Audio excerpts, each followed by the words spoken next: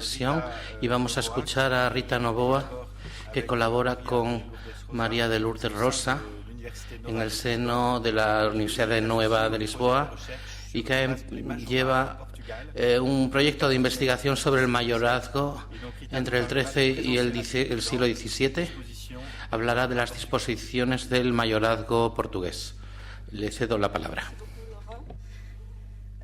En primer lugar, saludo a todos y todas las presentes y agradezco mucho la invitación para estar aquí. Estoy encantada. Los heraldistas hacen claramente los mejores congresos que está establecido. Estoy muy encantada. Transmito también el saludo y agradecimiento de María de Lourdes Rosa, que es coautora de esta comunicación, que lamentablemente no pudo estar presente por motivos profesionales. Me comunicaré en portugués porque mi portuñol no es tan bueno como de mi colega Miguel, pero la presentación está en español. Agradezco mucho también la ayuda de los traductores. Si no entendéis algo, dímelo, por favor. O objetivo de esta comunicación es, como su título indica, reflexionar sobre la heráldica en las descripciones vinculares portuguesas entre el XIV y el XVII.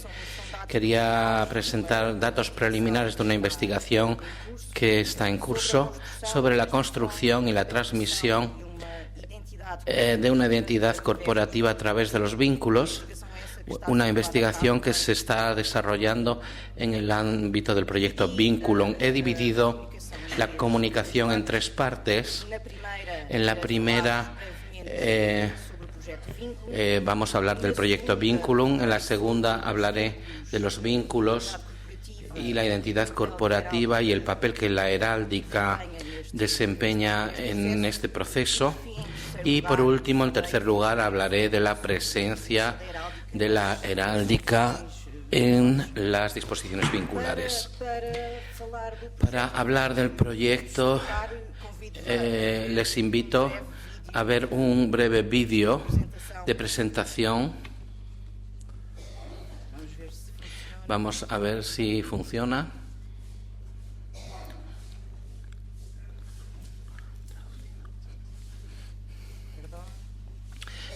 Les pido disculpas.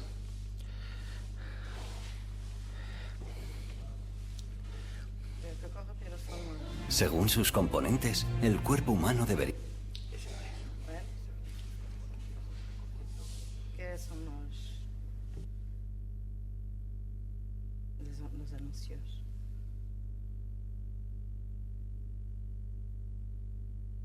Bueno, ya está. La investigación científica y la historia ofrecen un fascinante camino para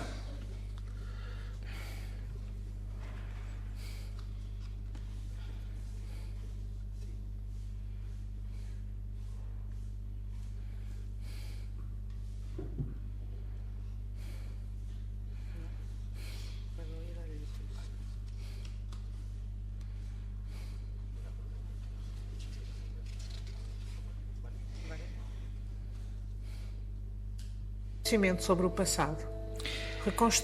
Reconstruye mundos perdidos analizando e interpretando los vestigios que nos han sido legados. Una investigación cuidadosa de las raíces, los recuerdos y el patrimonio revela la riqueza de la diversidad que existió en el pasado, lo que contribuye a la construcción de un presente plural y consciente de sí mismo. Emprenda con nosotros un viaje hacia la historia, adentrándose en el pasado a través del vínculo, un proyecto financiado por la institución más prestigiosa de Europa para la promoción de la ciencia, el European Research Council. Hace algunos siglos, la sociedad del sur de Europa se organizaba de forma muy distinta a la actual, con varios de sus países entre ellos Portugal y sus áreas atlánticas, como protagonistas formaciones sociales basadas en principios que hoy pueden resultar incomprensibles, los vínculos. Los vínculos obligaban a repartir la herencia familiar en beneficio del primogénito. Implicaban la inmovilización de la riqueza, describiendo comportamientos a perpetuidad que se basaban en la memoria perdurable de los antepasados. Las personas, los paisajes y las mentalidades han cambiado. Los profundos cambios sociales de los siglos más próximos a nuestra época hicieron que estas formaciones evolucionasen. No obstante, los vínculos han conocido una enorme difusión a través de los grupos sociales y de los territorios. Han organizado la vida individual, familiar y social durante siglos, resolviendo problemas de formas diferentes, aunque no de forma irracional. ¿Cómo podemos llegar a entenderlos? ¿Por qué hay que estudiarlos?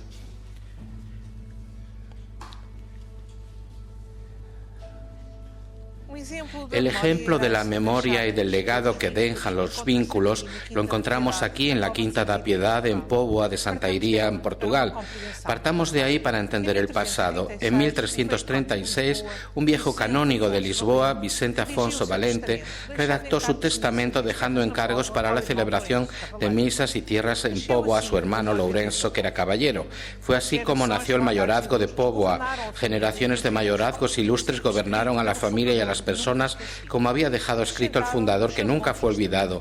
En los largos textos testamentarios vinieron a sumarse normas de conducta, consejos morales, solicitudes y avisos a los reyes. Los Valentes eran ciudadanos de Lisboa, partidarios del maestre de Avis. Habían establecido alianzas matrimoniales con la familia Castelo Branco. Altos funcionarios reales, gente de cultura que vivían una vida de lujo y devoción. Martiño de Castelo Branco, que murió en la batalla de Alcácer-Quibir, llevaba en su equipaje un libro de Luis de Camões. Fueron matemáticos, políticos, poetas, administradores de amplios bienes que siempre volvían a sus propiedades, al corazón del mayorazgo. En ella construyeron edificios para usos religiosos, la embellecieron y la rentabilizaron. Inserta en la vida humana, la Quinta de Piedade tiende también a evocar la memoria rural.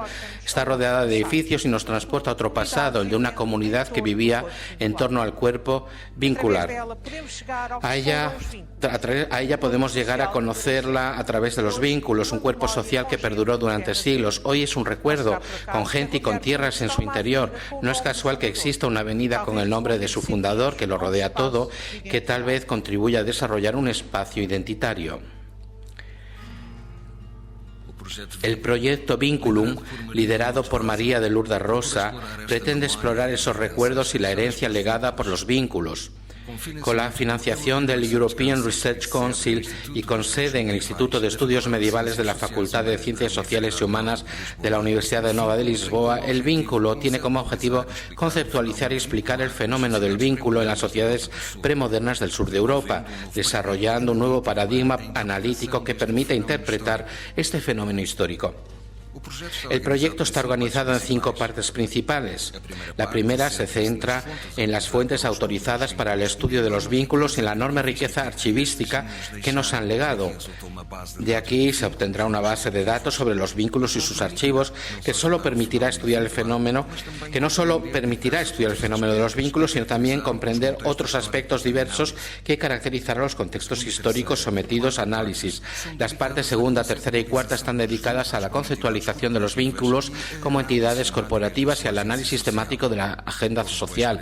En torno al eje del parentesco, del poder y la identidad, se estudiarán los vínculos a la luz de las estructuras de parentesco, la consolidación del poder de las redes locales y la creación de una identidad corporativa institucional.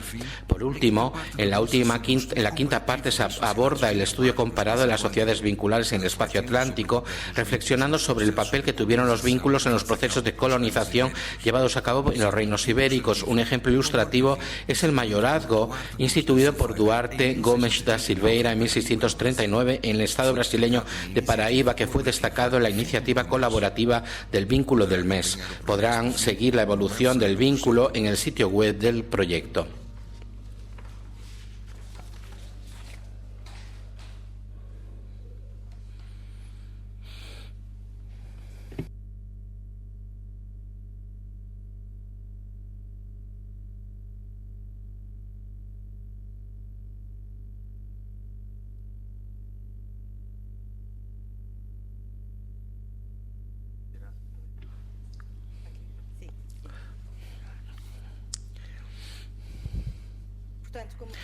Por consiguiente, como han visto en el contexto de este proyecto, o uno de los subproyectos que estamos estudiando sobre los vínculos y la identidad corporativa, y en este sentido consideramos que los vínculos contribuyen de distintas formas en la construcción, la consolidación, la transmisión y la protección de la identidad corporativa. Esto es obviamente en el contexto de una sociedad de corpus, en donde precisamente el pluralismo y la autonomía jurisdiccional de los grupos sociales.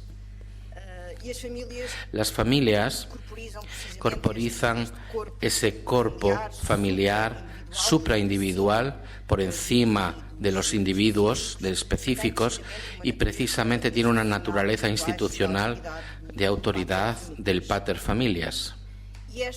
Y esta identidad corporativa se compone por distintas dimensiones que en su conjunto revelan específicamente la naturaleza profunda de los vínculos, que va mucho más allá de la transmisión patrimonial. Tenemos por un lado los nombres y los apellidos, elementos simbólicos estables que identifican al grupo de parentesco, y por otro lado integran a los individuos específicos en dicho grupo. Los vínculos podían obligar a algunos individuos con determinados nombres. Existen trabajos muy interesantes sobre la relación entre la evolución de los vínculos y los de algunos nombres y apellidos, como en el caso de España, el apellido bilateral materno y paterno. Tenemos también otro componente que pertenece a los propios muertos. Estamos hablando de una customización de la salvación por parte de los que se manifiestan de diversos modos, con la inclusión de los difuntos en las liturgias anuales, con la construcción de capillas funerarias y con distintas prácticas. Los herederos del vínculo surgen como representantes de los antepasados y están obligados a velar por sus propios muertos. Tenemos también el componente muy importante en los archivos, y desempeñan estos archivos un papel fundamental en la construcción, la consolidación y la perpetuación de los grupos familiares, los componentes sociogenéticos de los archivos, como ya se definió. Estos conjuntos también son importantes vehículos de transmisión de la memoria genealógica. Adoptamos aquí una definición más amplia del archivo, que incluye no solamente a conjuntos de documentos escritos, sino también tradiciones, historias orales, ceremonias y la propia disciplina de la heráldica. Que aquí podemos hablar de las piedras de armas, de todos los otros componentes que forman parte de la heráldica, como soportes archivísticos, que forman parte de la producción de las familias y por consiguiente forman parte de los propios archivos familiares. También tenemos el componente de afirmación comunitaria, de afirmación social de los individuos como fundadores de los vínculos. Aquí tenemos los cortejos fúnebres, el embellecimiento del cuerpo litúrgico, las obras de caridad, fundación de instituciones asistenciales que forman parte que integran al fundador en su comunidad. También tenemos este componente muy importante en la construcción física y moral de los herederos, de los sucesores, de los vínculos, y aquí está muy claro el poder del fundador para moldear al heredero y para atribuirle lo que se consideran características esenciales de sus sucesores. También funciona, como es evidente, como transmisión de códigos de conducta.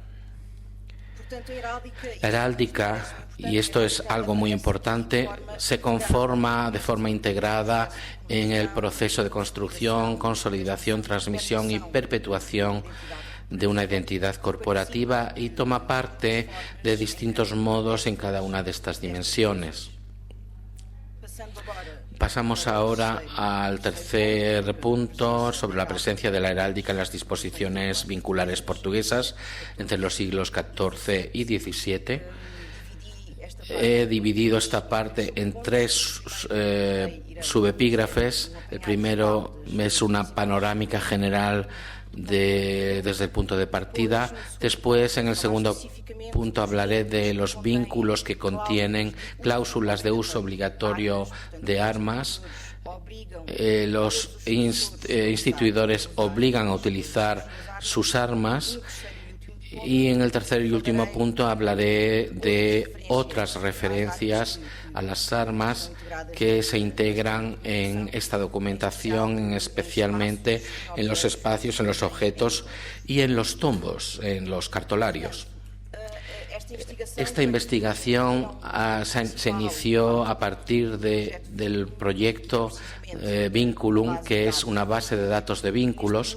En este momento ya se han detectado 6.550 vínculos instituidos en Portugal, en el Portugal continental y también en los territorios ultramarinos entre el 14 y el 17. Esto corresponde a casi 31.500 descripciones archivísticas que ya están en la base de datos. Aún no hemos completado la base de datos, está siendo alimentada, estamos viendo que es un trabajo sin fin y, por consiguiente, va a ser difícil, pero vamos a seguir alimentando esa base de datos y de esas 31.500 descripciones archivísticas tenemos casi 6.000 documentos indexados por asunto o por tema. Estos 6.000 documentos son los más importantes para la vida del vínculo, como las cartas de institución, las sentencias y otro tipo de documentos. En el índice de temas o de asuntos que se crearon en esta base de datos está precisamente el término indexación, porque la agencia de financiación así lo exige. Esta indexación señala la existencia en la documentación a las armas y a los epitafios, a los escudos de armas y a los epitafios.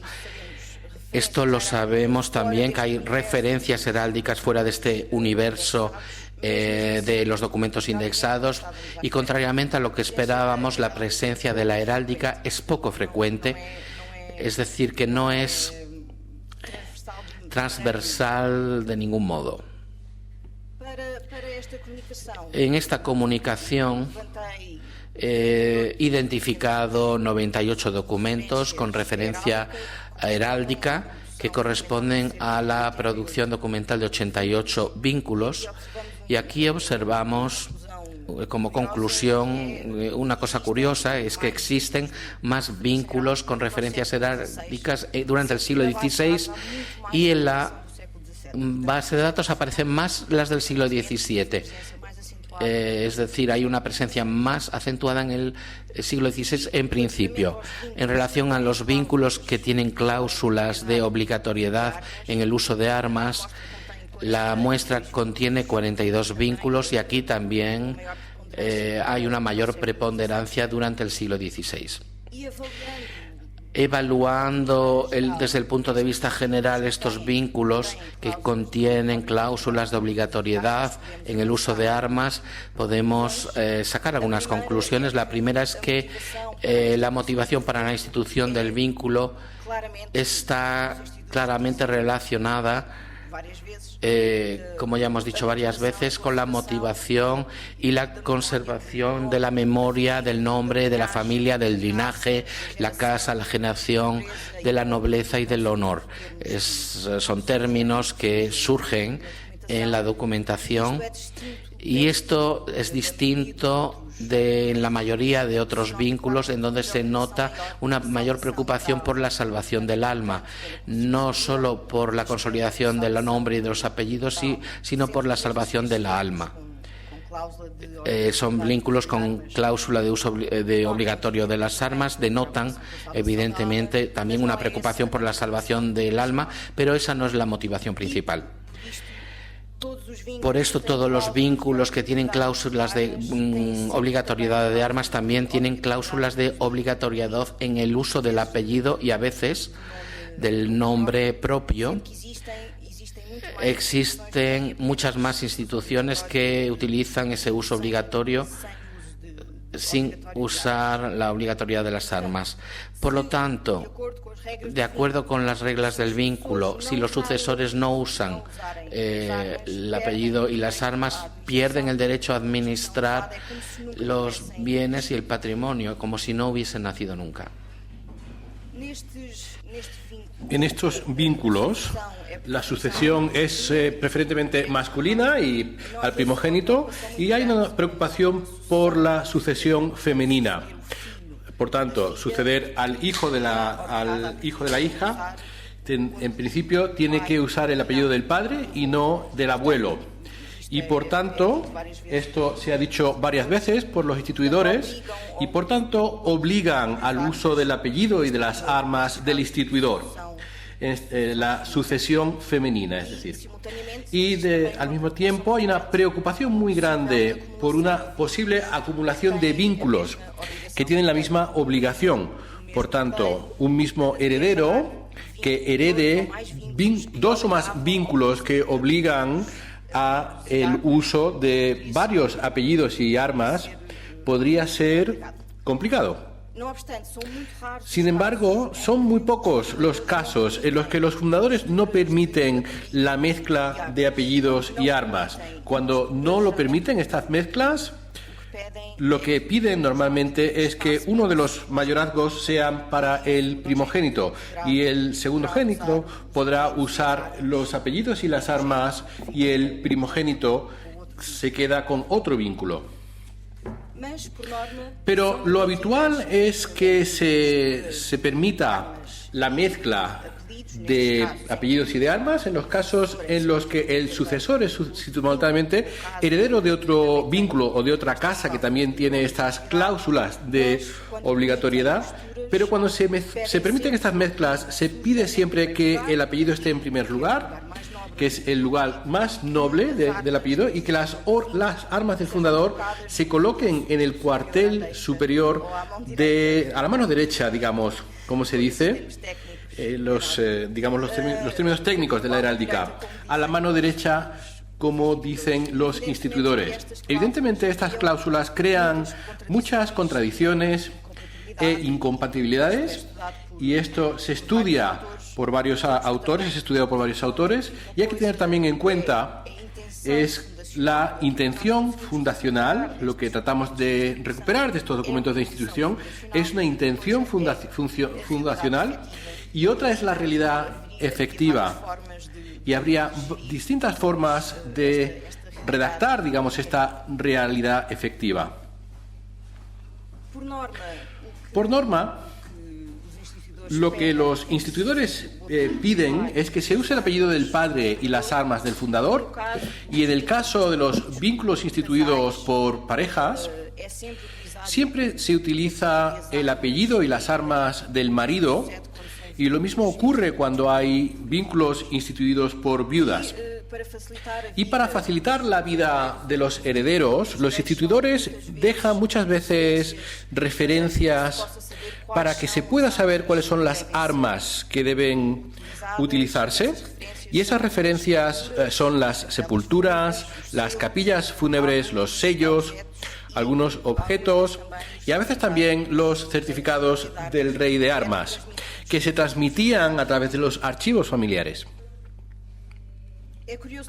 También es curioso que estas instituciones que contienen cláusulas que obligan al uso de apellidos y armas, también contienen normalmente otro tipo de cláusulas, y esto lo hemos visto en este contexto de una visión integral, de una visión corporativa, y muchas veces hemos visto que hay cláusulas de construcción de herederos mucho más complejas que en otro tipo de vínculos. Y los instituidores muchas veces definen las características físicas de los herederos, es decir, excluyen de la sucesión a ciegos, mudos, digamos, a furiosos, a débiles mentales, a incapaces, a tullidos. Furiosos es una expresión que se usa muchas veces, que quedan excluidos de este tipo de sucedores.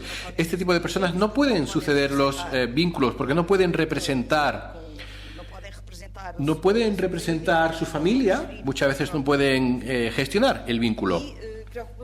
Y también se preocupan muchas veces por las características morales de los herederos. Y por tanto excluyen a sucesores que hayan cometido algún crimen de lesa majestad divina o humana, sodomía u otro delito que implique una confiscación de bienes. Aquí la preocupación no es solamente moral, sino también patrimonial, porque se quedarían sin bienes. Y también excluyen a aquellos que sean desobedientes. Aquí hay una preocupación también muy grande por las bodas sin consentimiento paterno, sin consentimiento del pater familias. Esto, sobre todo, se preocupa más que haya una boda de una mujer que se case sin consentimiento del padre. Pero también en el caso de los hijos, sobre todo más a partir del final del siglo XVI, también hay personas que se casen, se excluyen personas que se casen con personas de una nación infecta, como judíos, musulmanes, etcétera, para mantener la limpieza de la sangre. También se excluyen que no sean leales al rey, que no sean buenos cristianos, y muchas veces también algunos van al detalle de que excluir a aquellos que no residan en el reino o que no residan en las casas que sean cabeceras del vínculo. Por tanto, hay aquí una preocupación muy grande por este componente de construcción de los herederos, y lo vemos bien el poder del fundador en esta dimensión. Y también tenemos algo que parece muy importante y a lo que le damos también mucho valor en el ámbito del vínculo, que son estas cláusulas de producción de información y conservación de documentos, ya que estos instituidores que fundan vínculos con obligación de uso de armas también se preocupan mucho con el uso de registros, de tumbos, con que haya un registro de los bienes, de aquellos que son, para que no se pierdan estos bienes, y también obliga muchas veces a la producción de copias de documentos de institución, y también piden que tanto los registros, los tumbos, como las copias y otras escrituras de lugares relevantes de la vida del vínculo se conserven en sitios específicos como los archivos digamos en los ayuntamientos, en lugares concretos. Y aquí hay una consciencia clara de que la conservación del linaje de la casa depende mucho de la conservación de los documentos. Se ve esta preocupación específica.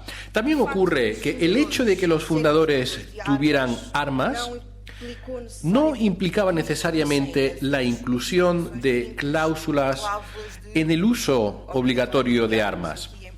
Así que es también importante reflexionar sobre la ausencia de estas cláusulas cuando estas, digamos, se esperaban en un primer lugar, se podían esperar, se podían prever. Aquí se dan dos casos.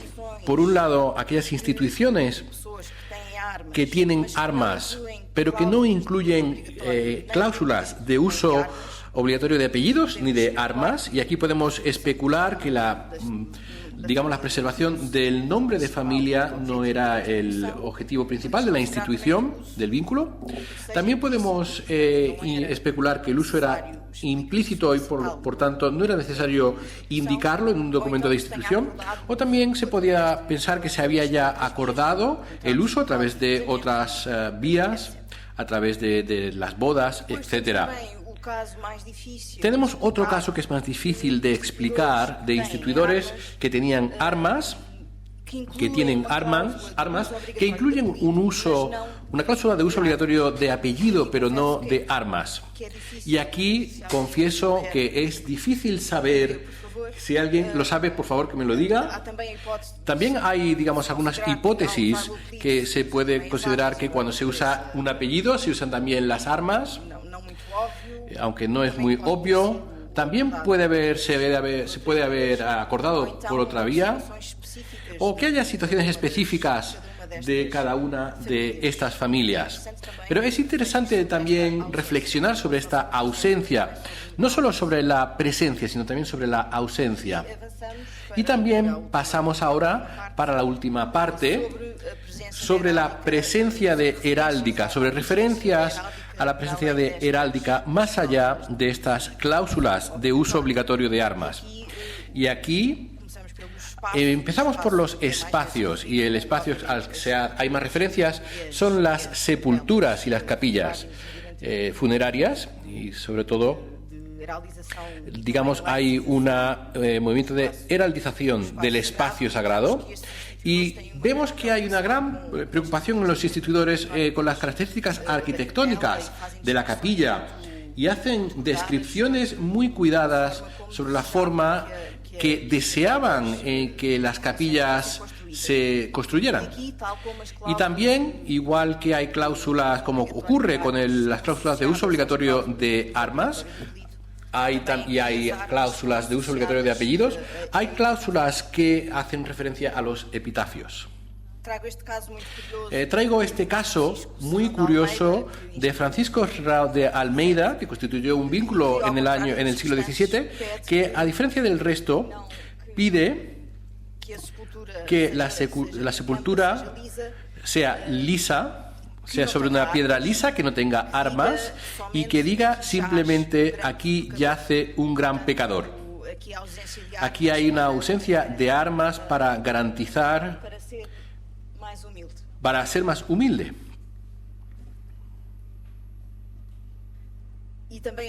También tenemos este otro caso, que también pensé que era bastante curioso, de João Dias Leite, que dice que se pongan las armas de su familia en su capilla, que son 3 flores de lis, que los Leites de Francia usaban como timbre. También de la Hermandad de Santa Cruz, que era, de la cual el instituidor era hermano, y obliga a los herederos a ser hermanos de esta hermandad. Así que todos los herederos del vínculo tienen que ser hermanos de la Hermandad de Santa Cruz. También tenemos referencias a armas en edificios, y aquí hablamos de casas nobles, identificadas muchas veces con cabezas de los mayorazgos. Son evidentemente lugares de poder, son las sedes simbólicas del linaje, y muchas veces surgen, como he comentado, cláusulas de obligación de residencia en estas casas nobles. Y más allá de las casas nobles, a veces también encontramos referencias a la heráldica. Se pide que se pongan las armas en las instituciones asistenciales que han sido fundadas por los instituidores del vínculo. Hay también referencias a heráldica en objetos, y aquí en primer lugar hablamos de objetos litúrgicos que servían para los oficios que se realizaban en las capillas que se habían construido, como por ejemplo las lámparas, los retablos, los cálices, las vestimentas. Hay también referencias a objetos domésticos, como puede ser, digamos, las bandejas, tapicerías, las banderas, y algunas veces también a algunos anillos de sello. Algunos están también vinculados, algunos de estos anillos, es decir, se transmiten como parte del patrimonio en perpetuidad. Y estos materiales normalmente son objetos de materiales nobles como plata o bien oro, y también sirven no solo como una función de representación social, es decir, cuando se estaba celebrando un oficio litúrgico, todo el mundo podía ver quién había heredado aquel o quién había donado este cáliz, una representación visual, sino también funciones muy prácticas para identificar objetos. Es decir, para saber que estos objetos pertenecían a esta capilla, y para no mezclarlo con los objetos de otras capillas o de la misma iglesia.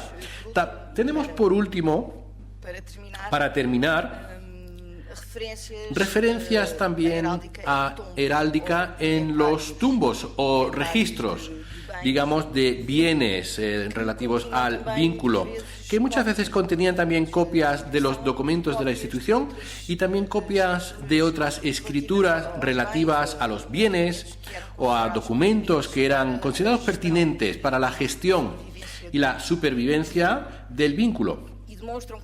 Y demuestran claramente estos registros la conciencia de la importancia de la conservación de los documentos y del control y la gestión del patrimonio a través de la escritura. Y aquí notamos la presencia de heráldica en documentos que estructuran la vida del cuerpo familiar. Por ejemplo, hemos visto en estos registros de los mayorazgos y de las capillas, y aquí me da la sensación de que hay un gran potencial en la producción de información propia de los grupos familiares y no de terceros. Por tanto, hay un gran potencial de esta producción para el estudio de la heráldica, y les voy a mostrar algunos ejemplos.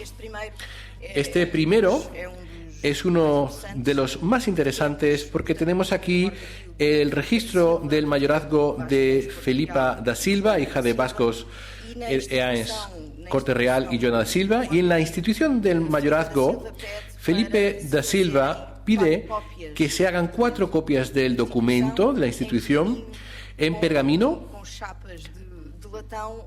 en chapas de latón, donde se ponen las armas. No sé si consiguen ver, si pueden ver las armas ahí en latón. Son las armas del padre.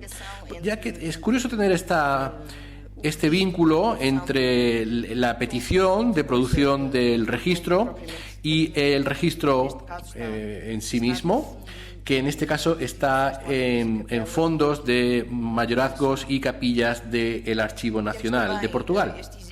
Tenemos también este ejemplo del registro de Pedro Mascareñas, considerado rey y luego virrey de la India. Es un mayorazgo que se constituyó de forma conjunta con su esposa, Elena Mascareñas, y se pide que en este registro se pongan primero las armas de los Mascareñas alumbradas con una cédula del rey de armas. Y en este caso es curioso porque el registro contiene además la carta, digamos, regia para la autorización de las armas de Mascareñas, con una diferencia, y también se transcribió en el registro esta carta de los Mascareñas y presenta aquí esto para recordárselo a todos los sucesores del mayorazgo, que están obligados a utilizar el apellido de Mascareñas y a traer sus armas, y para que sepan cuáles son, están digamos aquí iluminadas en este registro. Tenemos también este ejemplo que es parecido a los anteriores, aunque no he encontrado una imagen. Pero tenemos la fundación del vínculo de Luis de Figueiredo Falcão, que era el hidalgo de la Casa del Rey y comendador de la Orden de Cristo. Y Luis de Figueiredo Falcão pues pide que su hijo se llame como primer apellido de Figueiredo, igual que todos sus sucesores, y deben traer las armas del apellido de los Falcones, que son tanto de padre como de madre, para que en todo momento sepan cuáles son.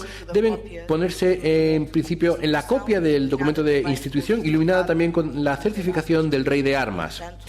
Y por tanto refuerza la petición de que se debe usar primero el apellido y debe utilizarse también las armas, manteniéndolas siempre en el lugar más noble, para que el nombre del instituidor se preserve, se conserve.